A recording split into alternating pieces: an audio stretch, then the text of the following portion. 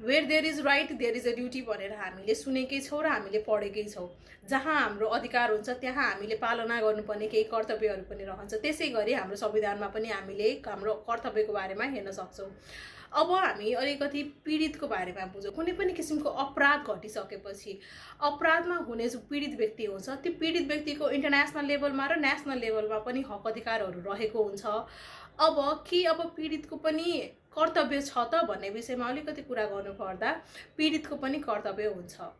पीडितको न्याय सम्बन्धी अधिकार सुनिश्चित गर्न जारी भएको अपराध पीडित संरक्षण ऐन 2075 को दफा 21 ले पीडितको कर्तव्यहरूको सम्बन्धमा व्यवस्था गरेकोमा प्रचलित कानुन बमोजिम समयमै अधिकार प्राप्त निकाय वा अधिकारी समक्ष कसुरका सम्बन्धमा जाहेरी वा सूचना दिनु पनि एक कर्तव्य रहेको छ।